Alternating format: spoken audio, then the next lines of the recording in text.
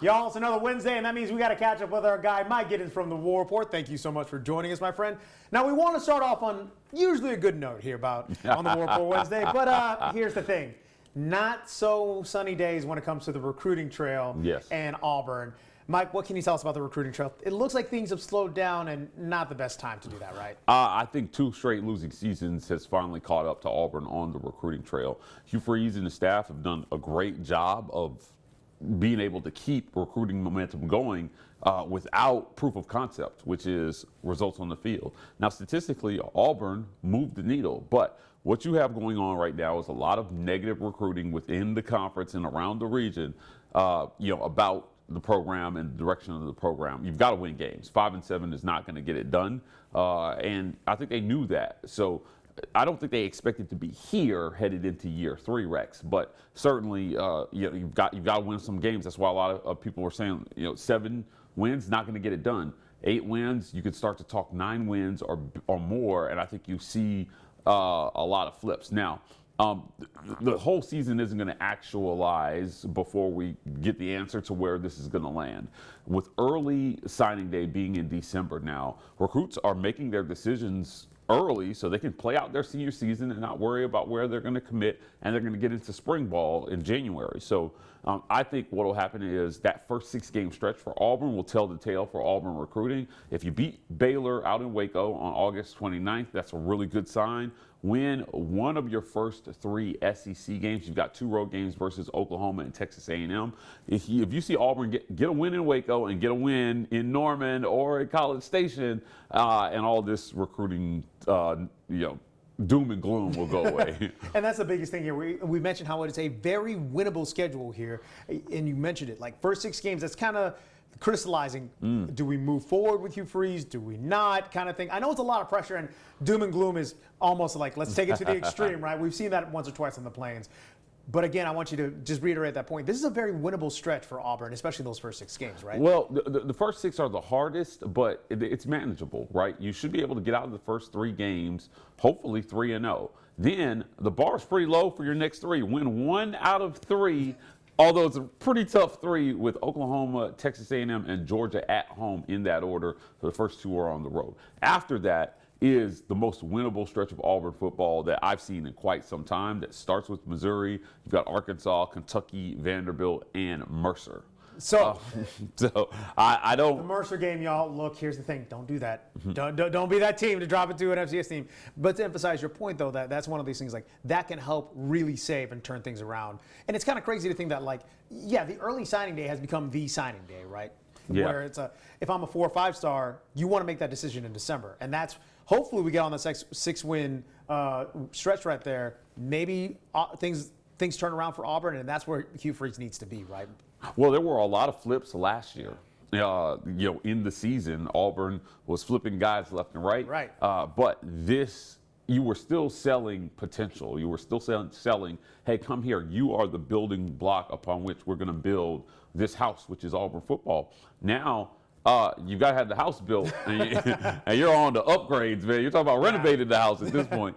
You got guys like Cam Coleman, Eric Singleton. These guys made the decision to come to Auburn. And now you have to take all those pieces and just produce. And if you do that, I think you see the recruiting problem fix itself.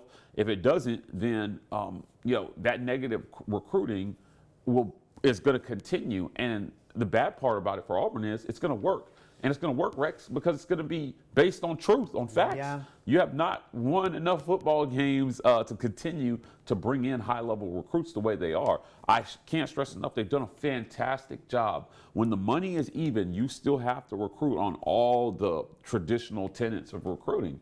And Hugh Freeze, and I talked about that in our one-on-one sit-down about, hey, what you want as a coach is you want to say, look, what are they giving you? All right, well, we'll give you that. Now let's talk about culture, fit, opportunity, development, all the things that coaches really want to talk about. No coach really wants to talk money with players. It's worked so far for the first 2 years in recruiting. Now they've got to pull from one of those traditional tenets, which is winning. And if you can turn in a winning season, and when I say winning season, 7-5, you could barely consider a winning season at Auburn. So we're looking 8 or more Correct. at this point. Yes, it's got to be 8 or more, I think, to call it winning. Like I don't, 7-5 is not winning, especially not with this schedule. At 7-5, you definitely lost a game you weren't supposed to. I think it's fair to say that players want to play for a playoff contender. They want to play for a program where they can see the college football playoff, how many teams are going to be in it. That's a different rant for a different day. But you want to play for a guy. You want to play for a guy who can get you like, look, we are going to compete for the biggest prize, which is your national championship. Music City Bowl, you treat us great. We're not aiming for the Music City Bowl anymore. But let's talk about when we talk recruiting, especially with Auburn, it's a lot of the offensive side of the ball, where it comes with Jackson Arnold, a lot of the wide receivers, which has a ton of talent. DJ Durkin has been that superstar silver lining from what happened last year. What can we expect from this season? Because a lot of those young guys who had so many reps last year, they're older now. Can we expect that defense to fly around yet again? Yeah, I think we can, and they've got to get better in some key areas. Their third down conversion rate they gave up last year, one of the worst numbers we've seen ever. But they were still really good at keeping opponents off the scoreboard, giving up only 21 points per game. So if you're Auburn, you've got a lot of young talent. Keldrick Falk should be one of the better players in the league. DeMarcus Riddick is coming on really nicely. He played a ton as a freshman. You've got some pieces along that defensive line that will be new that you like. And you've got one of the stronger secondaries, I think, in the country. If they can get a little bit of help from the offense and time of possession and holding on to the football so they're not worn out in the fourth quarter, I think you see those numbers continue to rise. I can't stress enough, this is a very manageable schedule. And when I look at Auburn's schedule, there are no truly scary offenses that you see. That's huge. That they have to face. Missouri had a lot of turnover with Brady Cook and Luther Burden. Getting out there, that's a lot of their offense that they'll have to replace. We'll see how they do with that. Kentucky, you bludgeoned the last year in a losing season. Jarquez Hunter, who is no longer with Auburn, ran for over 270 yards in that game. Vanderbilt is still Vanderbilt. Rex, I know Diego Pavia seems to have Hugh Freeze's number, but that's a game that you should absolutely win. I'm sorry, that is the best expression for Vanderbilt ever. They're still Vanderbilt. Now I say that as they beat Auburn and Alabama last year. But you should be able to manage this schedule, right? If you're DJ Durkin and you just need a little bit of help from the other side of the ball. So we'll see how it goes. But Auburn made him the second highest paid assistant in the country this offseason for a reason. It's because he produced quite a bit last year. Now, there are areas for improvement. A lot of people get on me when I talk about what I think is their potential to be a top 10 defense. But I think the proof is in the pudding. I think that they laid a foundation for it last year. And they weren't bad the year before under Ron Roberts, just so we're clear. This has been a pretty good defense under Hugh Freeze since he got to Auburn. So they've just got to continue to build. Hold on to DJ Durkin, continue to get those high-level recruits in. I think you'll see this defense continue to thrive. When you think about scary offenses, though, I wanted to go here real quick. Kalen DeBoer obviously had a rough season in Alabama, but the former 17-year-old that we all got to know, Ryan Williams, who was the 17-year-old of all 17-year-olds, another rant for another day. Do you think that this defense can still keep up with the talent that they have at Alabama? And Kalen DeBoer is still finding his footing, is that right? Yeah, I think they kept up with them just fine last year. As a matter of fact, if Auburn scores, moves the ball a little better, then you see possibly a different result. Nobody ran Auburn off the field last year. That's incredible. When you look at all the losses that they had they averaged over 24 points, you maybe win every single game but one. If you're Auburn, I mean, that's what we're talking. We're not talking. We didn't see any 50 to 21 blowouts, so they didn't have no embarrassments happened. I think they hung in there just fine with some really, really good teams, with playoff teams, with playoff contenders, with traditional powerhouses. They had it all on their schedule last year. And Rex, if you are moving this, you could see a huge leap forward. I want to take fans back to 2013. The year before, that team went 3-9. The worst season in 50 years. Wow. And Gus Malzahn came in and took the talent base, plus a few pieces, plus a Nick Marshall, and went to the national title the very next year. One of the greatest single-season turnarounds we've ever seen. But the talent base was there. And so when they made the jump, everybody was shocked. And I was like, why is everybody shocked? He was just the offensive coordinator here the year before, he took the job. And he recruited a lot of that talent. So I think at Auburn this year, what you're going to see is they have the potential to make not maybe a national title run, but to make what a lot of people think are going to be a crazy jump because the talent is there. And now, what are the pieces? Is there a Nick Marshall type player in this group? They hope it's Jackson Arnold, right? And you add Eric Singleton, plus a Cam Coleman, plus a Malcolm Simmons, and plus a Damari Alston, who will now be the man, hopefully behind a better offensive line and a more fluid offense. And you could see a massive jump for Auburn in the wins and losses columns, I think. Mike Gittens is our guy for things like that, where everything looks doom and gloom. Like, wait, hold on. Not everything is death and destruction when it comes to Auburn football. Will be just fine. Want to switch gears, though, to Auburn basketball because that schedule got released, and what a gauntlet. I want to specifically talk about some of the home games. Yes. We have Texas, Arkansas, and Kentucky coming to Neville Arena. Most people will look at that like, I don't know how we're going to do there, but the atmosphere that Neville Arena has, the atmosphere that Bruce Pearl has created with the Auburn Jungle, those are what, toss-up games now with what he's bringing back, especially with Tahad Pettiford coming back, right? Yeah, it's crazy to think that the SEC have half of the Sweet 16 or something like that. Crazy, right? 8 or 9 teams.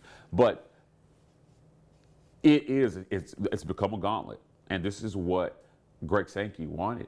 He asked the member institutions invest in basketball, and they've done that. Bruce Pearl has been a godsend for Auburn. He is not only just a good coach, but he's a great community member. He loves Auburn University. That's why every year when the rumors pop up about him taking a job in Indiana or some other place, it's all junk. Right? He's gonna finish at Auburn, God willing. But he has contributed to what is a very tough conference. Now, Auburn and Alabama, we had a discussion the other day on our show about the Iron Bowl and whether it's lost some of its luster with it being so one-sided. Yeah. Well, the Iron Bowl of basketball is as hot as ever. I'll definitely agree with you there. You've got two of the best coaches in the country going at it twice a year, and Auburn's holding up their end of the bargain here. Nate Oates is got, I think he's Sweet 16 2 years in a row now. One Final Four under his belt there. And in Auburn, two Final Fours in the last 6 years. Wow. So this is a tough conference, and those schedules will continue to look like that. It's something that the SEC used to lord over everybody else in football. Fair. And now in basketball, what you've gotten is, hear me out, if you hate SEC bias, I feel for you because it's not going away. It's spreading to other sports. Now, baseball, look at baseball. You read my mind right there. 6 straight national championships for SEC programs. And look, Coastal Carolina, we all thought it was they're a great team. Teal-covered Cinderella, and then their head coach and their first base coach gets ejected in the first inning, and then LSU said, thank you very much. Had I not gone to Auburn, I probably would have been an LSU Tiger. Oh, really? Yeah, and I will tell you. A little confession right there. They've got a fantastic program there. My friend Joy is down there living it up. She's an LSU grad. But like I said, it's the SEC bias, the SEC, mindset has spread to other sports. Sure has. So basketball is, it was one of those things where they won championships in basketball before, but it was primarily Kentucky carrying the crown. Right. Florida had, I think, back-to-back championships in 06, 07. With Noah and all the boys, Corey Brewer and all that. But now it is Arkansas, it is Auburn, right? It is Ole Miss, even Alabama. Alabama, right? Yeah, you got so many teams that can go wild. Tennessee obviously is at the top of the pile every year, and it's anybody's game. So Auburn winning the regular season crown last year is one of the greatest achievements in SEC basketball history. To win the regular season crown in that year, and they won it outright essentially with 2 games left to play. They were absolutely dominant during the regular season, and they'll continue to be dominant under Bruce Pearl. So Todd Pettiford may be the only team returning, but they've got the horses they need to handle that schedule that you mentioned, going out and getting the Big 12's leading scorer to come in, and it's so exciting to see what they're doing. Can't stress enough what Bruce Pearl has built. He has built something brick by brick. He did it brick by brick. Quite literally brick by brick. Well, I'm telling you, he went door to door. He asked people to come out to games, Rex, and it's amazing that they respond to that. There's a saying, as the saying goes, if you love Auburn, it'll love you back. Well, Auburn has certainly loved on Bruce Pearl, certainly, and he loved them first. 2 Final Fours in the books, and we may think even a national championship can't be far off. And sorry, it just means more. Get used to it. You're going to get sick of it. That sounds like a you problem. Mike, thank you so much for your time as well. Tell us more. We talk great shop here, but you guys are doing great work at the War Rapport. Where can people find the stuff that you guys are doing? Follow us on social media at the War Rapport, every social media platform, TW Rapport on TikTok. Follow me at Mike Gittens. Yes, sir. This is not the only work I do. I do Locked On UCF as well too. So we're bringing UCF fans lots of great content. You can follow our Locked On UCF1 on Twitter, and then follow our written work at thewarreport.com or theauburnexpress.com.